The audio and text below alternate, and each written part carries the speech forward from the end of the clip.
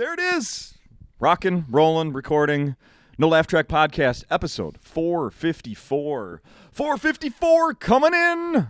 454? That's correct. 454. My name is Justin Severson. For the maybe one of you that's listening for this for the first time. I don't know how you found this, but thank you. Wow. And Tim Harmston is here with me on 454.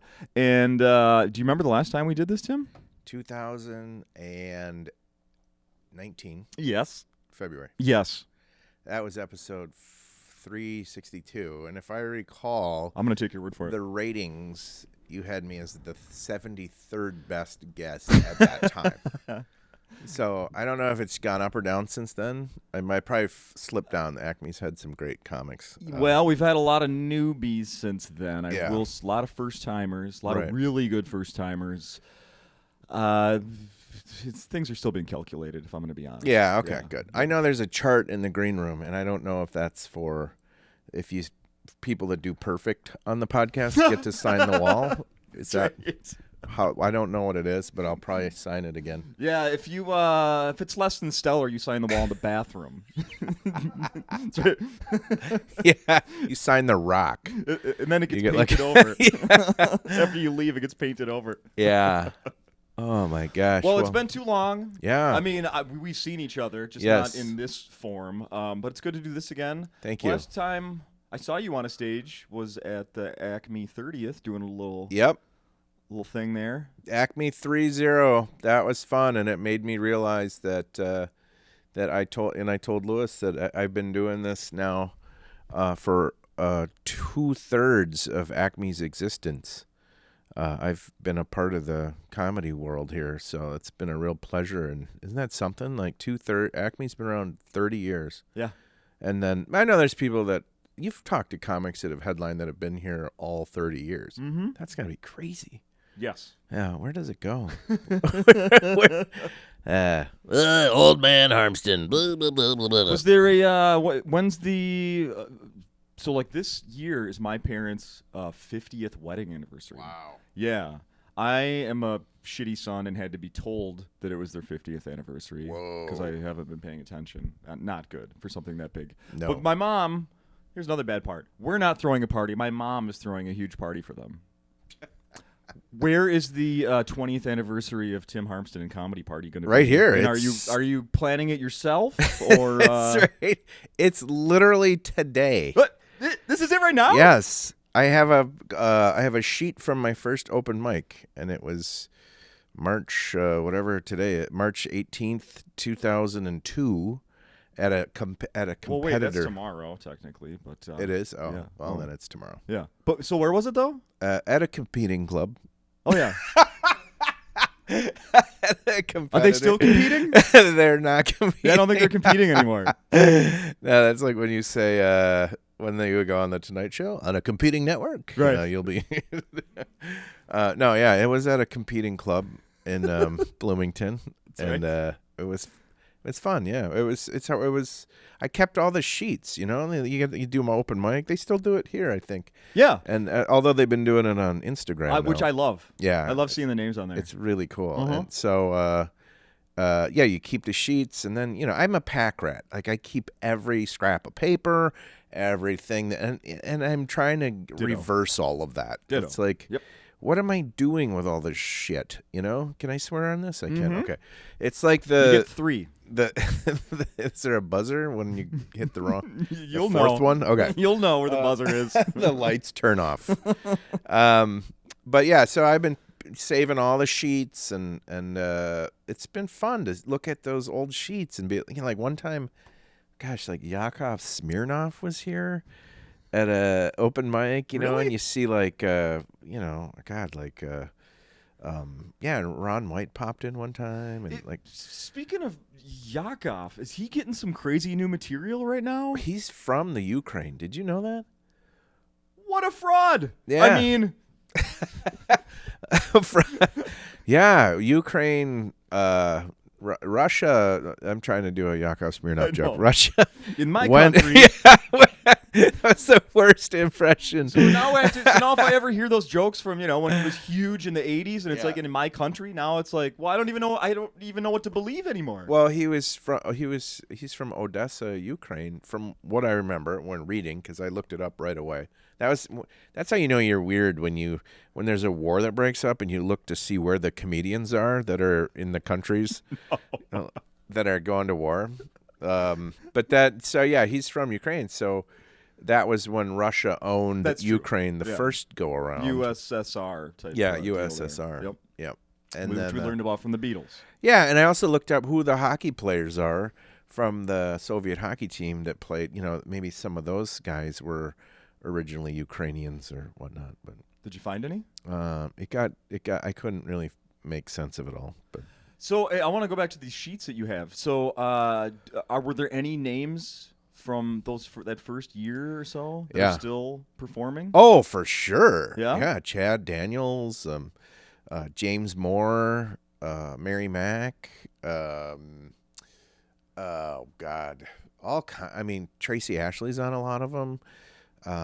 Just comics over the years that 20 years in comedy, that's not really that long, so it's not like I've done something special like you look like. You're on the right path. You're still really young, in fact, at 20, which is kind of a cool career, because if I did 20 years of laying tile, I would be slumped over right now and my hands would be all cut up, because that's a long time. For sure. Speaking of that, so I saw somebody I used to work with, and they posted on Facebook the other day that their father was retiring from their job. Looked like he was a over-the-road driver for a delivery company or something. Yeah. But he didn't look that old. And a retirement, and they had a picture of the cake. Yeah. And you know how he did it? Cryptocurrency. He must have sold. Not today. It must have been months ago. When you see a young person with anything nice, you just say crypto. Is that right? Oh, what'd you buy? Ether coin? Ethereum coin? It's the kids are crypto, Speaking of that, I bought. Of course, I dabbled in it, a year or so ago when we all were like, we're all gonna be millionaires, even though I have next to nothing to invest. Yeah. One of them that I bought some crypto of was. I get those updates when the prices really fluctuate. Yeah. I get those push notifications. Up 47%. I'm like, geez. Whoa. 2 cents. What is that? It's nothing. Yeah, well, the thing with that thing the last year and a half or so, where everyone was like, "Oh, I'm gonna be," I was not immune to that. Like, I got into the crypto and all that stuff, and bought a lot of stuff, and now, of course, it's all down. So I shut off all the alerts. That's how you invest. Is when the stuff tanks, shut off the alerts. So you don't get reminded about how dumb you are every minute. Yeah. Yeah, well, it's just like when, in any of those things, checking too much is a bad idea. Yeah. It's like baseball or... You don't want to do that at all. Yeah. So, Tim, we're talking comedy here. You're here. It's your headlining week at Acme. You got one show down. Yep. Were there any nerves getting back at Acme doing a full set last night? Yeah, you know what? A little. Like, I haven't done a lot of club weeks since the pandemic happened. That's what I thought. So I came out, and I didn't want to overanalyze the, I always feel like whenever I try to plan out the first 10 minutes of the set, I always change my mind. I'm like, oh, no, that was the wrong way to start. I got to try something else. So last night I went on stage without any expectations for what my opening joke would be, and I just want to see, kind of put your toe in the water, kind of feel it out a little bit. That was such a great crowd last night. They gave me a standing ovation for a joke I did, where I asked at the end of the joke, there was little response, but I asked them to give me a standing ovation, and they did. What? So it still counts. Is this a thing now? Yeah. You can check the tape. Brandon, pull the tape up. And then I asked them to tweet about how they gave me a standing ovation, just to generate some buzz moving forward into the weekend. Are you going to switch that into any other type of celebrations for different other shows? And now I just think I think that when you get to a certain point and you feel a joke deserves a standing ovation, I don't think there's any harm in asking for it. Folks, let's push these chairs all into the middle, the outside of the room. Let's all gather in the middle. I want celebration jumping jacks. Yeah, there was some Spontaneous of that. wink, wink. This gal sitting over here kind of jumped up out of her seat the minute I said it, and then everybody followed her, and it was really cool. And and that was fun because I had friends from my hometown in the crowd, and it's always fun to come and just have them watch you with like what happened to Tim? You know, like where did it go wrong for him? You know, because they all know me as this kid who was a decent student. Yeah. And was gonna go off and be a insurance salesman or something, and then they're Baseball coach. yeah, and they just look at you like, God, what happened? Like it's almost like they come here as a, just to be like, we still support you, as a human, not Hang in there. Yeah, it's really like it's just really shocking. They bring me motivational gifts. Yeah. Well, You're doing well, Tim. it's a show of support. He's Sure. had a rough go. Yeah, so it was fun, really fun, and fun to work with Linda Aarons and Ira Ford. So, Where are you? Like in material. It's been a few years since you released anything. Yeah. But I also know, not as many performances in the last few years because of this little Yeah. COVID thing. Yeah. I was gonna record the album. The new album is pretty much ready to roll, but It I is. just didn't want. Comedians are never really happy with the. They're always like, I can get one more. If I could get one more good joke, Yeah. then I'll be ready. Right. And then you get that one joke, and then you immediately cut out a joke that you don't like. So you're at the same amount of jokes. And then you're like, if I could get one more bit that really, and then you get that, and then you cut out the one that you don't like the most at the end of the, it's just this perpetual cycle of never feeling. And that I respect comics that are just like, I'm just going to do it. And they do it. And they, for better or for worse, they just, they get to it. It's almost like on a clock. You're like, okay, every year at this time, Set I'll a deadline. record an album. Yes. It's their anniversary. It's Yeah. the CD release anniversary. Yeah, Do it annually. And we know comics that do that. And I wish I had the I wish I had the confidence that the set was ready, but I'm always just like, oh no, it's got to be perfect, And so but I also, now that I realize I'm doing that, I'll just be ready to record next time for sure. But I'm not doing it this week. I also just wanted to have fun.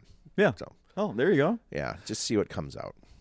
I want to know if you have any. I've already said what day it is. It's March 17th because I said you were March 18th. You said earlier was the anniversary, so we're in the same week, almost the same day. Yeah. Technically, it is actually St. Patrick's Day right now, which is meaningless. Don't to me care about for that. the most part. Don't care. Yeah. When you were growing up, what was it like for you? Like, did you wear green like in school? Not stuff even. Like that? We didn't. My parents were killed in a car bomb, and so no, just kidding. I'm just joking. Thank you.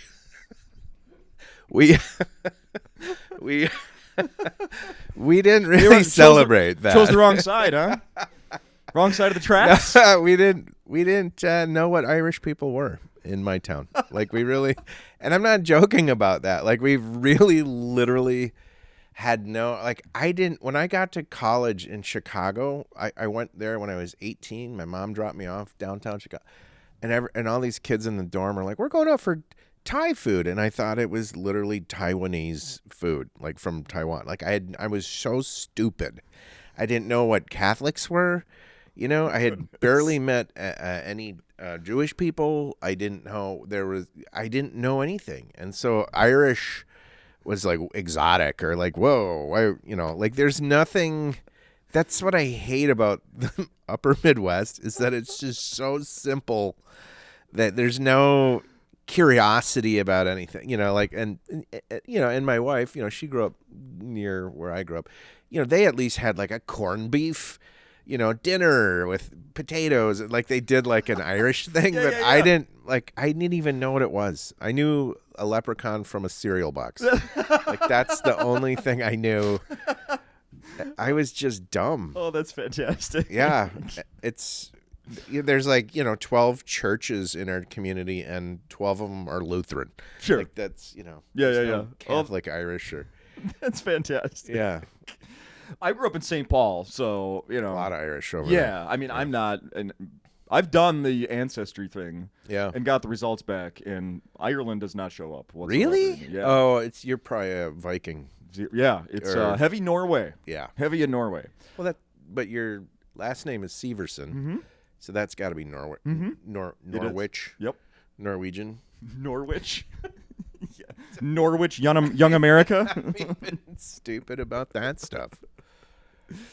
Yeah, so I mean, growing up in St. Paul, it was a thing that I was aware of. Everybody, would wear those little "Kiss Me, I'm Irish" things and stuff like that. But yeah, I never really cared too much. But so about one final thing about that. So when you were in Chicago, did you get to see the Green River? The river dyed green in person? Yeah, ever? yeah. And I always thought that was kind of weird and kind of environmentally. I just read it. I just read an article about it over the weekend because they do it, like over a week prior to St. Patrick's Day. How is that? They supposedly use some sort of food-based dye that goes away, but at one point it was very. It was Prestone. It was very poisonous. It was oil-based. It Really? was Prestone. And it was an antifreeze, mixed with food coloring and antifreeze, I believe. Yeah, and they had a great fish fry a couple days later I because bet, they would just get the bulldozer down to the lakefront. That's right. Supplies were endless for a week. Yeah, they would have St. Patty's for the Irish, and then they had a sushi festival. That's right. Not long after. Oh, that's fantastic. So, I wanted to. Right before we started recording today, of course, Lewis Lee, the owner here, came and was harassing both of us briefly. And one of the things he said, jokingly suggested that we should talk all Packers on the podcast. That's, of course, because you guys have a history of making these bets over the years about the success of your team, and then he'll pull for the Vikings, he'll pull for the Packers, right, et cetera, et cetera. You've had some. I think you've told the story on the podcast before about getting some bottles of booze and paying back some debts and whatnot. People can go back and listen to those. But I have a Packer thing I want to talk to you about. So I'm gonna sort of jokingly appease Lewis there. So what I have is a list of celebrity Packer fans. Ooh. Now I know one, Yeah. Tim Harmston, right in front of me. Yep. But can you just me saying that? Does anyone come to mind? Isn't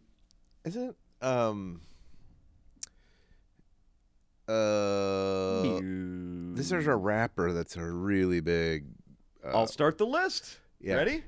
Lil Wayne? Yeah, Lil Wayne's a huge Packer fan. I had no idea. Yep, and he grew up in New Orleans, but it says here he grew up in New Orleans, but bleeds green and yellow. He's been a Packers fan since the 90s. Yeah, Olivia Munn, Danica Patrick, Shailene Woodley, huge Packer fans. Still? Yeah, those are the celebrities I know that are. Oh, that's a great answer, Tim. I don't really know. I'm sure I don't. I don't like celebrities. Perfect. So I don't like celebrities. Have you heard of Jodie Foster? yeah, she's the one. She's a Packer fan. Okay. Yeah. Frank Caliendo. Never heard of him. Well, I mean, he's from Wisconsin. That's an easy one. Yeah. No, I'm gonna give you a good one here. Ellen DeGeneres. Weird. Your media personality and actress Ellen DeGeneres grew up in New Orleans, but she considers Aaron Rodgers a friend. So she's a Packer fan. Perfect. We got Justin Timberlake, another guy, of course, who's friends with Aaron Rodgers. This is the one I really wanted to get to, though. This is really the only reason I brought this up. Do you know who Harry Styles is? You know, I've heard the name. Okay. I think he was. That's good enough. I'm reading it to you. Former One Direction singer Harry Styles. Yeah. He's had quite a bit of success last several years. In any case, he He is a Packer fan. He has explained that a friend who who stayed with him in Los Angeles is a native of Appleton, Wisconsin. Sure. You know Appleton, right? And he turned him on to watching Green Bay games. Styles also has a Packers logo tattooed on his left bicep. Huh. Do you think? Well, I will say that when you go to L.A. and we would spend a lot of time there over the years, there is a lot of Packer bars and Packer. You see Packer stickers. You go to the beach, you'll see people wearing Packer gear. It's like there is I will say that it's sort of supplanted the Cowboys as the team, America's team. I feel. But I feel like a lot of that is because of... Or in the teams on the opposite, like that you also love to hate. Yeah. But I also feel like Rodgers and his L.A. kind of California thing, a lot of people gravitated because that's, let's be honest, show business in general is like you want to hook your wagon to whoever's going places. Yeah. And I think these State Farm commercials are like, I want to be a part of that. Those are great commercials. I'm going to root for Rodgers. Those State Farm commercials, is this sponsored by State Farm by chance? This is American Family sponsored podcast. Good. Those State Farm commercials are awful. Like those are some of the worst commercials I've ever seen. And I was in commercials for many, many years. Right. As an art director, and I can't watch I have to leave the room. What is your problem with them? They're terrible. I mean, look how funny Dr. Rick is. With your homeowners turning into their parents. That's funny. I could watch that as a TV show. Yes. I hate how freaking relatable that is, by the way. It's perfect. It is so freaking relatable. So I am going to start working at St. Paul Saints games again this summer. I haven't worked at games since the 90s. Yeah. I was telling my parents about that over the weekend. Very first question from my dad. Well, where are you going to park? Yeah. Just like that freaking commercial. Well, what about the parking? Yeah. Like that's yes. And he connected that. Of course was the top of my mind. Like, well, I am concerned about that. Yeah. Or the thing about the one with too many pillows on the couch. Yes. He makes a gal get. Yeah, that one's more about my wife turning into her parents, right. Or my wife turning into my wife, because. We have too many pillows, but you and I are talking about that. They didn't pay anybody the money that they're paying Rodgers and Mahomes. Correct. Imagine the check that they have to sign to pay Rodgers and Mahomes to and do Jake. And then they got other NBA stars. Like, imagine the endorsement money. And we're talking about Dr. Rick, we've been following that on HBO, like it's an HBO show like The Sopranos. We know every in and out, every gag, every bit. That's a good commercial. Sorry, I'm just went on a little diatribe there. But will we ever turn our backs on Dr. Rick? Look into the future. Will Dr. Rick commercials jump the shark and we'll hate him 2 years from now? I can't imagine it. No. I mean, I love the character. I love that he's getting more angry now. Like he's a little bit surlier, and he's doing, he's getting more exasperated. And we've all been there. It's just the greatest, it's a football party, not a play date. Put the how many times I've been with my mom? She's like, I got you some little tiny bags of chips for your party. Oh, yeah. Yeah. Oh, no doubt. Yeah. Are you going to do a skit at your party? One of your silly skits? That's my other rant, too, is that yes. people that know you do stand-up comedy, and then they keep calling it a skit. And I know they don't know the word set. Right. Set is an inside term. Like, oh, yeah, but how'd your set go? Yeah. Or, but you could use the word performance and not make it feel like my job is to do a homecoming skit, 5 nights a week. Right. And I've done, because it makes you feel bad about your career choice that you've done. You already feel bad enough being a comedian because you're missing out on so many of life's pleasures like money and being available to have a health insurance. So when they come in with skit, it just is like a needle that just pokes you between the ribs. Yeah. I'll go do my skits. First I have to change into this costume, right? Like I got to get my props.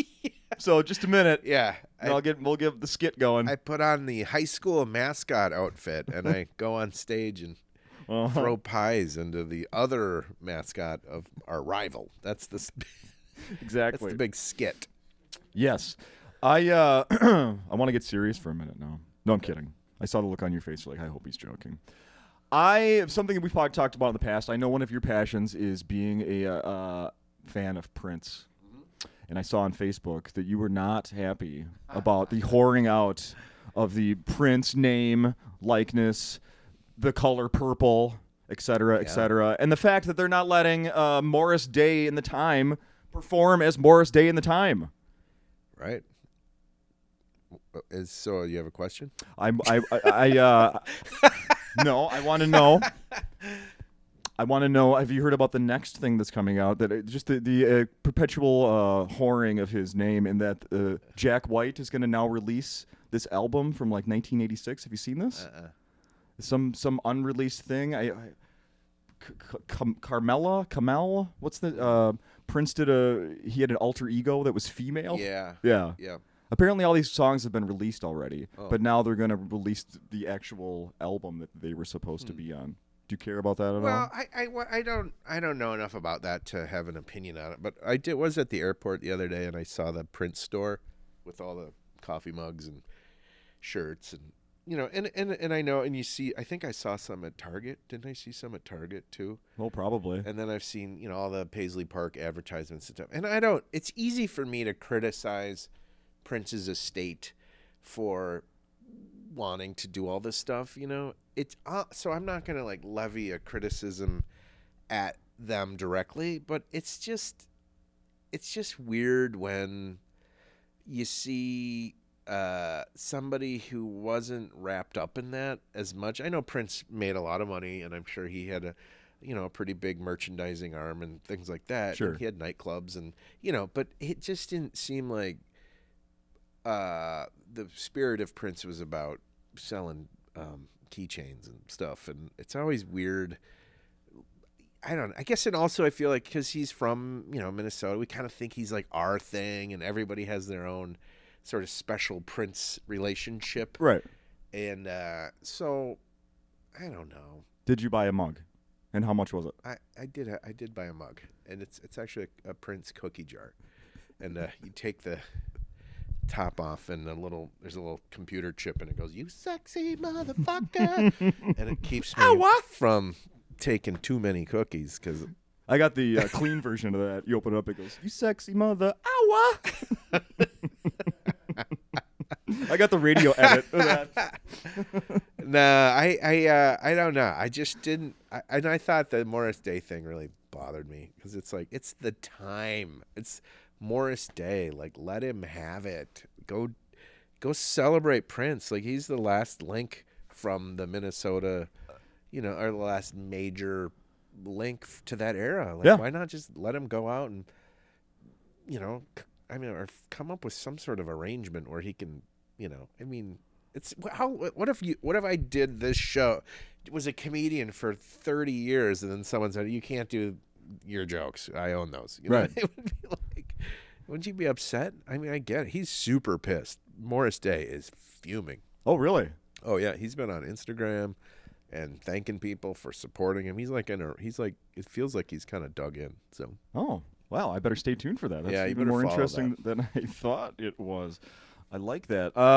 What other things did I want to ask you about? Oh, in the news recently, it seems like we're getting closer and closer to legalized gambling in Minnesota. Yep. What do you think about that? I love it. Yeah. Yeah, I love it. I mean, I kind of don't love it because I love to gamble on sports, and so I'm like, well, maybe it's better I don't have access to that. So if they opened, like if it was, we got everything Las Vegas has. Like we got craps tables, and you can bet, parlays and this and that and everything. Like, what would be the first thing you would go and do? Well, I'm assuming that you'll be able to get like an app like DraftKings on your phone. Yeah. And open it up. And I wouldn't do any electronic casino like games like blackjack or I don't care about that stuff. I would just like to bet on football. Yeah. So I'd probably put a bunch of money down on the Vikings to win the Super Bowl, I guess. Shut up. That's probably what I'd do. I'd do skits for a year. I would do as many skits as I could and make as much money as possible, and then I would put it all on the Vikings to win the Super Bowl. To win what? The Super Bowl. Yeah. My Ashley and I, you know Ashley, we watched Aziz Ansari's special a couple of weeks ago, and at one point he talks about he went back to a flip phone. Oh yeah. And how great it is. Wow. Because of how just the distractions and just everything, just to go back to the way life used to be, basically. I would never have thought of that. How long could you handle that? That's a great question. That's just a really cool thing. I never would have thought of that. I guess it would just be if you lived in New York City and you didn't need to really have a map, you could take I don't know where Aziz lives, but if you had a probably has a house in California and another one in New York and one in Florida. As a comic that drives a lot, I would need the directions. Right. So I would need either a separate I guess I could get a Garmin. Do they even make that or I bet their pawn shops in the very back have fucking crates full still from 25 years ago. Yeah, someone would get in my car and I'd pull out this giant thing that looks like a something you punch in a food menu into at a restaurant. Right. And it's just like beep boop boop boop and beep fries. boop boop boop beep. Could you? Can you get me to Des Moines and put in and make a Whopper with no cheese? Exactly. No onions. Could you imagine, like, you bust out one of those Garmin and they, you try to. The idea with those, you had to update the maps over time. Well, we stopped updating in 2013, and that bridge is gone now. But I mean, I've had that with current Google Maps, where it's led me to a dead end, where like the road was never finished. I've had that in Woodbury just a couple weeks ago. We're literally like boop, and there's you can't go any farther. Yeah. I don't know. I would like to see how that would go to do a flip phone. I bet there's a I don't know, like a, what do you call it? A restoration of how things used to be. 'Cause I don't know how you feel about coming out of the pandemic, but I can't catch my breath. Like I can't get my bearings. Like things are moving so fast. I mean, you have like kids that kind of keep you grounded. I mean, they keep you so many different jobs and kids, and they aren't all with me full time, and so I mean, my life is constantly like that. Right. I just feel like it's been. I've talked to other comics too that feel the same way, where it's like you can't, like, you're always trying to hurry because you're worried that that you're not going to be able to do this, or so you're taking every gig, every offer, everything. You're just trying to get it on the calendar as soon as you can, and it's like, and then you forget to stop and enjoy life, you know. And I wonder if a flip phone would maybe help that. It would be more difficult to play Wordle. You'd have to call. I don't know what Wordle is. Is that? I bet Harry Styles, who I also don't know who is. I bet he plays Wordle. How embarrassing is it that I don't know Harry Styles? It's not at all. Are you kidding me? You dance? I know who he is because I still watch Saturday Night Live. Yeah. And he's been on there. Yeah. I work around town, working concerts, selling beers at concerts around the Twin Cities. Yeah. I find out who a lot of people are just by like, hey, I'm working the Harry Styles concert on Friday. Yeah. Did you work the Billie Eilish concert? Too young of a crowd. Did not work the Billie Eilish. No. How you pronounce it? Eilish? Yeah. Eyelash? No, Eilish. So you know who she is? So the dads that brought their kids didn't want to drink beer? I'm sure there was some sort of demand, and you know what? If you bring in a plastic flask, you can take care of that yourself. Okay. Just don't use a metal one; they get detectors. Yeah. That's good to know. What is the rest of the year looking like for you? It's crazy. I've got. I mean, speaking of what we're just talking about, what if you said yes to? Is the better way to ask that? It's just everything. I mean, the summer slows down a little bit, so I like to do as many.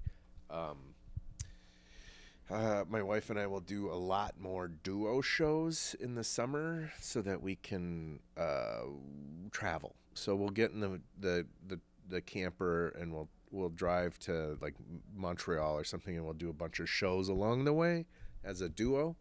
So we have a couple of those little tours planned. You do? Yeah. Yep.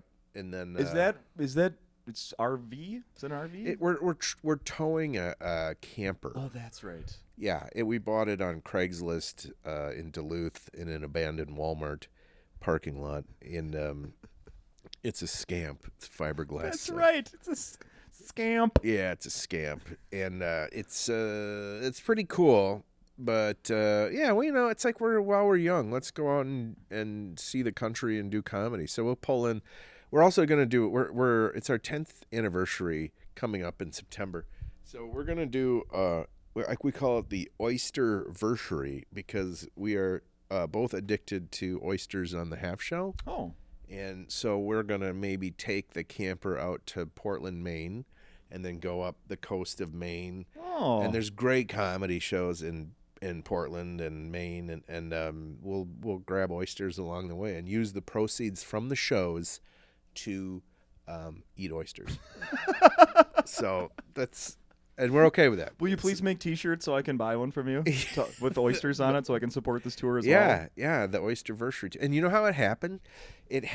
We got, because, Mary Mac, my wife, she was not really ever exposed to oysters. And I had, for whatever reason, I've been eating them since I was a kid. I love them. Oysters, but no Jews for you.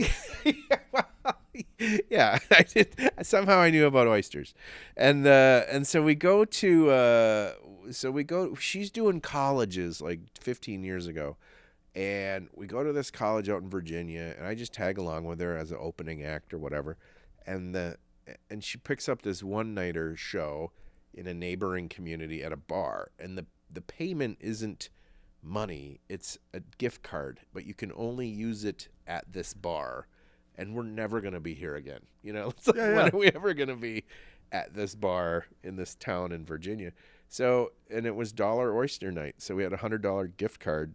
So I said, well, I guess we're eating like 100 oysters. And so she's like, gross. And so I said, just try it. And 84 oysters later, Mary Mac's like, we got to do an oyster tour where I love it. we go get paid with oysters. Oh my God. I never heard this story. I love that. Yeah. And so we're addicted. We just get them during the summer. We'll get them from the seafood shop here, and I'll shuck them myself. I have a knife that it's a special oyster knife, and it goes into my hand all the time. So in the summer, you'll see me with a bandage. Oh, use one of those UV gloves. Yeah, I know. And then she bought me the special oyster glove. So now. Mitt? Is it a glove or a mitt? It's a glove. It's a glove? It looks like a chain, like a something. Chainmail? Yeah. Chainmail, yeah. Yeah. So yeah, it was. That's a little fact. I love that. Mary and I. And by that time, you'll be paying about $100 to go a mile. So that'll be good. Yeah. Well, hopefully, yeah, we might have to do it on a bicycle. I'm not up for pulling the camper on my bike. Yeah. That's gonna suck. I don't think you can get where you want to go only going downhill from here. Like literally downhill. Yeah. I don't know. We'll start in the Rockies and we'll see how far we can go. Like a Hot Wheels on a track. Oh, this is how far we're going. Yeah. Wherever we stop, wherever momentum ends is where we're performing. Nebraska. Nebraska again. Yeah. Love it. Well, this has been great. Thank you so much for doing this. What was the one final thing I was going to bring up to you? Is there any chance you will bust out the Mitchell Gordon this weekend, or are you wearing any right now? That's funny. Mitchell Gordon is a cologne that I bought about 20 years ago when I was living in Chicago. And it was back when, some of the dollar stores, before they were all chains, there's like 3 major dollar stores. Mm-hmm. But when dollar stores started, they would be in like inner cities like Chicago, and it would be like just a mystery, you know, Oh, like yeah. you'd find some of the great, and so they would always have these colognes that were ripoffs of other colognes, and the big seller behind the desk was Mitchell Gordon. And on the box it said, if you like Michael Jordan, you'll love Mitchell Gordon. So that was the big, and so I bought it for $1 immediately, and I had it. And this is a great way. We come all the way around on this podcast. I told you how I save everything. And so I had that in a box that I just saved. And we're trying to I read in the Marie Kondo book thing. Tidying whatever. up? Yeah, where if you like something but you don't have room for it, just take a photo of it. I've done that. You'll have a photo. Mhm. So the Mitchell Gordon is like a cardboard box. And I said, I can recycle this. I'll take a photo of it. I'll put it on Instagram, and it'll be there forever. And it'll always make me feel special. And so I did. And I got a lot of comments. A lot of people loved it. Yes. Because it was just like, it had the Air Jordan colors. It was black and red yeah. and white. And it was just The font is similar. a basketball like with a hand on it. It said, if you love Michael Jordan, you'll love our version, Uh-huh. Mitchell Gordon. Inspired by. Yeah. Yeah. I should have sent it to Michael Jordan. That would have been funny.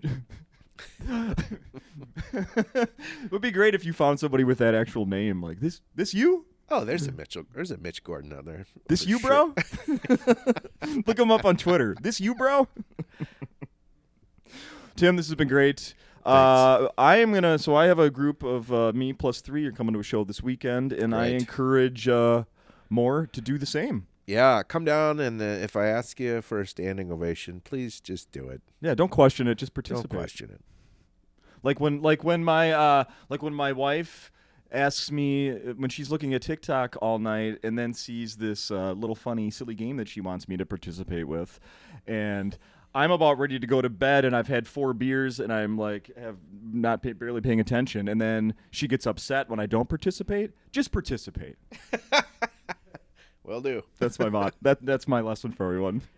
Thanks, Tim. All right, thanks.